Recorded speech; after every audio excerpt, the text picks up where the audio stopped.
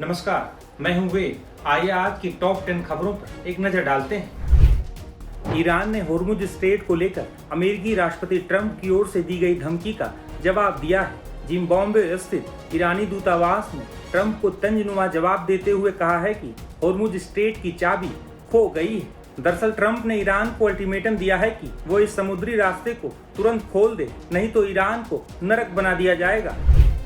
Middle east में जारी Iran versus America Israel जंग को लेकर मध्यस्थता की अटकलें तेज हैं। टाइम्स ऑफ इजराइल के मुताबिक पाकिस्तान ने दोनों देशों को सीज फायर का प्रस्ताव सौंपा है।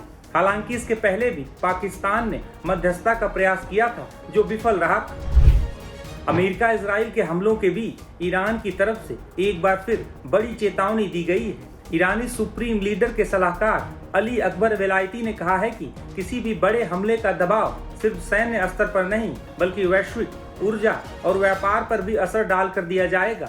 अकबर वेलायती ने कहा है कि केवल होर्मुज स्ट्रेट को ही नहीं, बल्कि बॉब अल मंदेब जैसे अहम समुद्री रास्ते को भी टारगेट किया जा सकता है।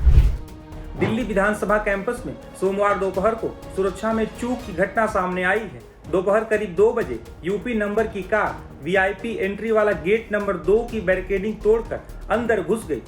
इस घटना में इस्तेमाल टाटा सिएरा कार को पुलिस ने बरामद किया है और ड्राइवर को हिरासत में ले लिया है। आरोपी युवक से दिल्ली पुलिस पूछताछ कर रही है। एनआईए कोर्ट ने 7 विदेशी नागरिकों को 30 दिन की न्यायिक हिरासत में भेज दिया है, जिसमें 6 यूक्रेनी और 1 अमेरिकी नागरिक शामिल हैं। दरअसल ये सभी विदेशी नागरिक वीजा लेकर भारत आए थे।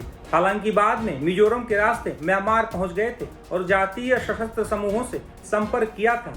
इन 6 यूक्रेनी और 1 अमेरिकी नागरिक को लेकर भी एनआईए ने कई खुलासे किए थे।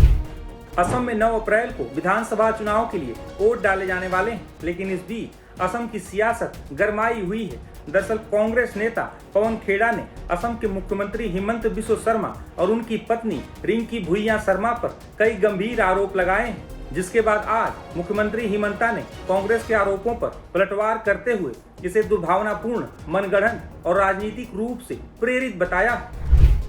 महाराष्ट्र की उप मुख्यमंत्री और एनसीपी नेता सुनेत्रा पवार ने 23 अप्रैल को होने वाले बारामती विधानसभा उपचुनाव के लिए आज अपना नामांकन पत्र दाखिल कर दिया है। सुनेत्रा पवार के साथ इस दौरान एनसीपी के साथ साथ सहयोगी दलों की तरफ से सुनील तटकरे, प्रफुल्ल पटेल, छगन भुजबल, धनंजय मुंडे और हसन मुश्रीफ के अलावा भी कई नेता मौजूद थे। इस दौरान डिप्टी सीएम एकनाथ शिंदे भी मौजूद थे।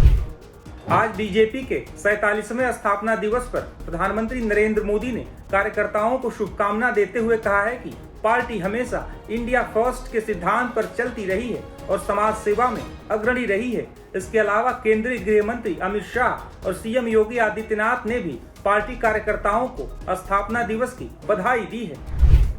हरियाणा के झज्जर जिले के रहने वाले आईआईटी बाबा अभय सिंह शादी के बंधन में बंध चुके हैं। शादी तो उन्होंने फरवरी महीने में ही कर ली थी, लेकिन इसका खुलासा अब जाकर हुआ है। आईआईटी बाबा की पत्नी का नाम प्रतिका है और उन्होंने इंजीनियरिंग की पढ़ाई की है। देश के कई राज्यों में लगातार मौसम बदल रहा है, जिस वजह से कई लोगों को मुश्किलों का सामना भी करना पड़ रहा है। तेज आंधी और बेमौसम बारिश ने जहां फसलों को नुकसान पहुंचाया है, तो वहीं पहाड़ों में भारी बर्फबारी से आम जनजीवन भी प्रभावित हुआ है। अभी भी कई राज्यों में मौसम बिगड़ने को लेकर अलर्ट जारी किया गया है। तो ये रही आज की 10 बड़ी खबरें। नमस्कार।